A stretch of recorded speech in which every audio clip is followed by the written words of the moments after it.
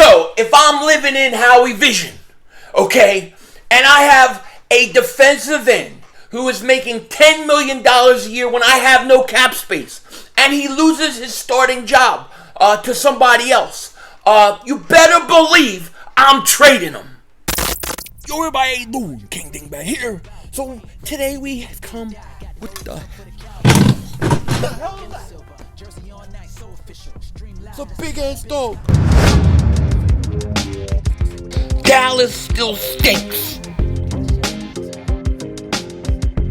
Everybody doing? King Dingbat here, and I hope everybody's having a great day. Hope you guys are doing well. So day 2 of training camp has come to an end, and it is time to recap and rant. That's what we're going to do a lot of times at the end of training camp when I have things weighing on my chest, when I'm feeling a certain way about things, you know. And I'm a little bit fired up today because the NBA draft is on, and I want the Sixers to trade Ben Simmons' ass.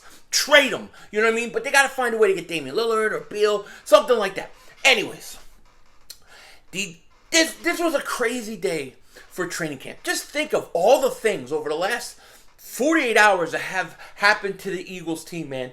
It is crazy, and it's only going to get crazier. But I want to go over some of the things, you know, especially that are on my mind, weighing me down. Like yesterday when I saw Carson wasn't the fat man anymore. They was in shape.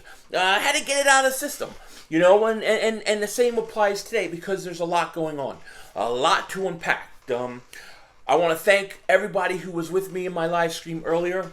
For those that weren't, we talked about the signing the Eagles had of Obi Melifonwu. I can never say his name right. Forgive me for that. But a second-round pick by the Raiders. He bounced around to the Patriots. He was with the 49ers for a short time. Hasn't played, I think, since 2018.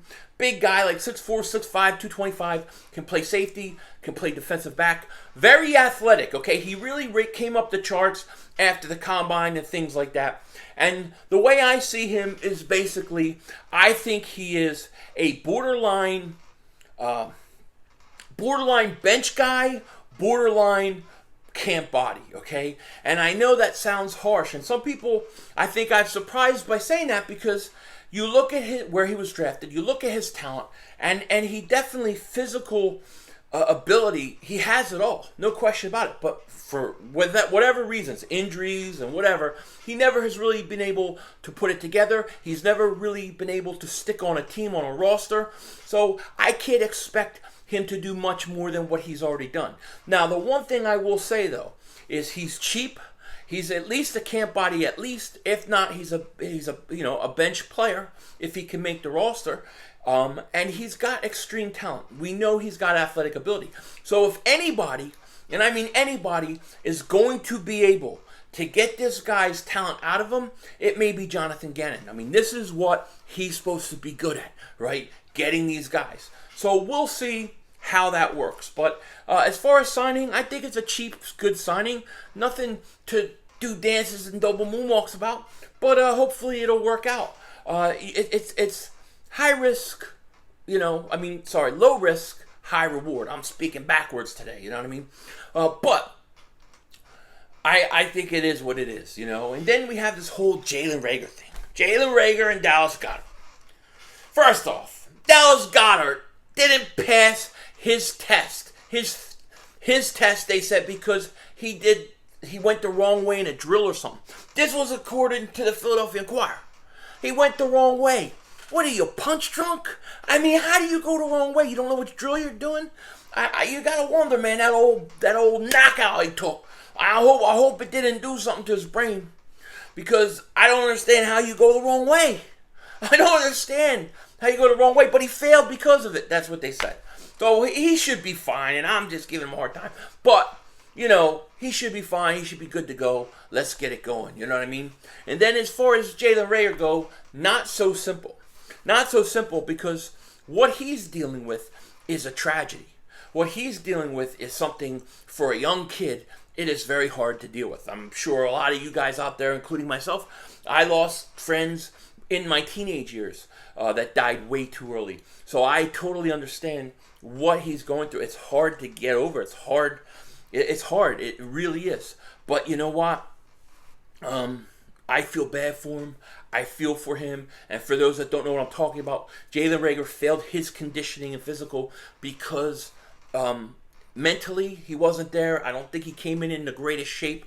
And the Eagles are saying a lot of it had to do with kind of where he's at mentally after his friend had lost his life. I guess he had a friend that got murdered, and it's been very hard on him. So I feel for the guy.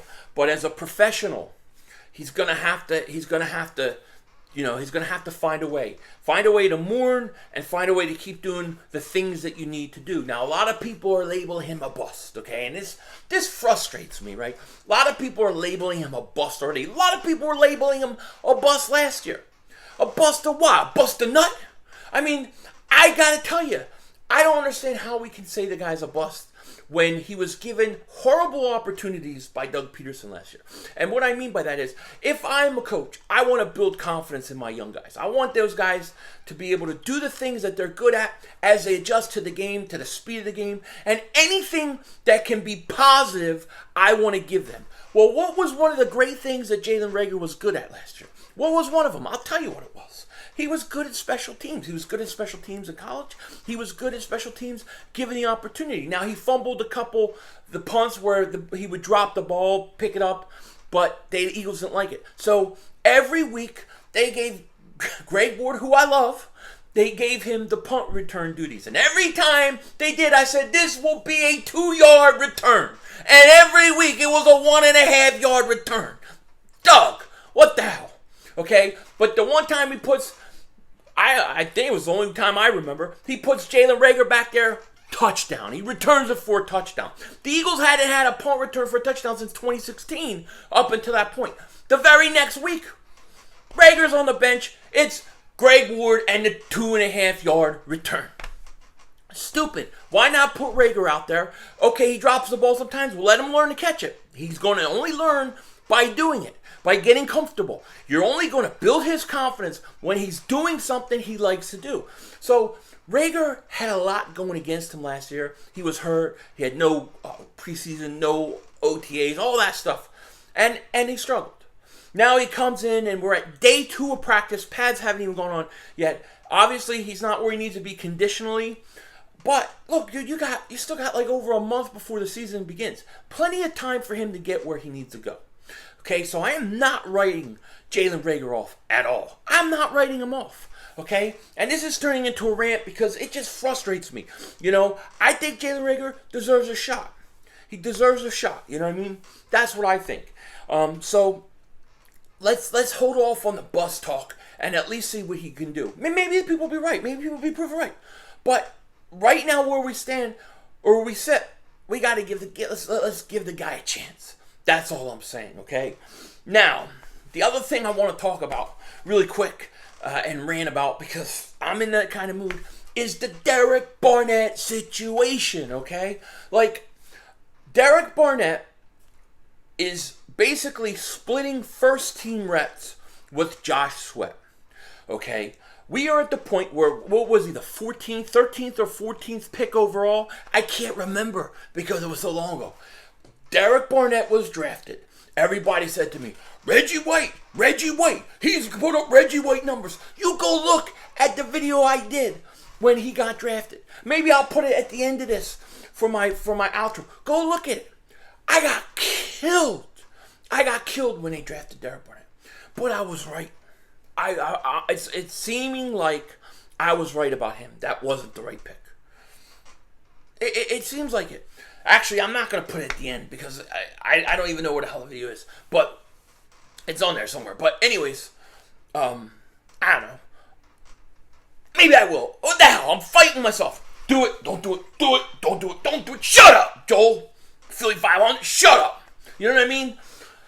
Anyways, Derek Barnett was a first-round pick. In all seriousness, guy was a first-round pick. Had a good rookie year. Showed promise. Then he was hurt. Then every year we talked about this. We used to talk about he's got to develop another move. He's got to develop more moves. He's got to be able to do more. And he hasn't. Now he's in the last year of a contract. He's making like $10 million a year. If you were to cut him or get rid of him, he costs you no dead cap money at all. At all. Okay? And my hope is that he comes out and he should be having 10 sacks. We need him to get 10 to 12 sacks this year. That's what I need from Derek Barnett to justify paying him $10 million. I have to. Now they're saying Josh Sweat is getting first team reps, and again, it looks at him as a starter too. Well, that tells me when you say, well, I look at Josh Sweat as a starter, you're telling me that you don't look at Derek Barnett that way. Even if they want to say they do, I don't believe they do. I don't believe it. Derek Barnett is on the verge of losing his starting job to Josh Sweat. That's the truth. That's what's going on.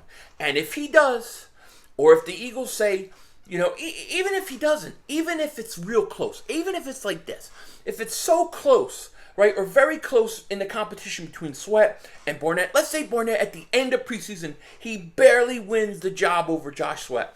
Okay, let's say he just wins it. I trade him. I trade him anyways because you might as well get the $10 million off the books. Somebody's going to take him. Somebody will take him. You won't get a lot for him, but maybe you can get another player. Maybe you can get somebody somewhere else. Maybe it'll give you some cap space that if some situation occurs before the trade deadline, let's say, where maybe you're going to make the playoffs, it looks like the Eagles are doing better than a lot of people thought. We got a chance to win a division, and you get a situation where Xavier Howard or somebody like that is really cheap, or I don't know, whoever it could be.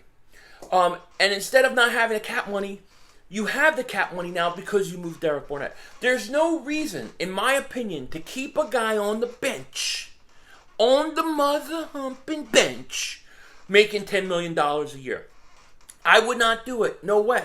Especially if Josh Sweat's taking his spot. So he either has to win it outright, like by a lot, or he's got to go. Got to go. That's how I see it. I mean, because $10 million is just way too much to pay the guy that hasn't performed or lived up to his billing as a first-round pick. So I want to see Derek Barnett have a breakout year. And if I can't, I'm going to be pissed off. You know what I mean? I would love. I mean, I would really love, love it to see Derek Barnett have 10, 12 sacks. I really would.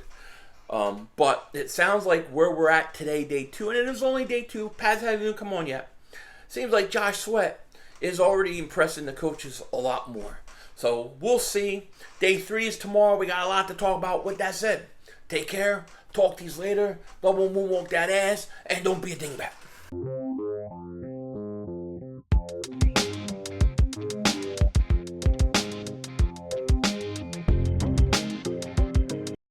So you want to see the Philly 500 reaction to the Derek Barnett draft? Which part? The actual part, or when I get really pissed? Okay, when I get really pissed, here you go. Cowboys are getting every freaking call. They have tackled the Giants receivers, no call. Pat Shermer is a damn moron. I remember last year when I said I wanted to punch him in the windpipe and watch him choke to death. I would like to punch him right in the freaking mouth. Give the ball to Barkley on 32 and stop screwing around. Why are you giving it to your lesser players? It's they so always stupid. It's ridiculous. I'm trying to... Oh, whoops. Wait, that ain't me. That's a mistake. That's Bad Dog, the Mad Dog. Bad Dog is... Mad Dog, cause he knows the Giants always stink. Now that guy gets mad. Me, I usually don't have to get that mad because we're never as stinky as the Giants. Here we go. 17 NFL draft. The Philadelphia Eagles select Derek Barnett. Are you freaking kidding me? Are you kidding me? You cannot tell me that this is Howie Roseman.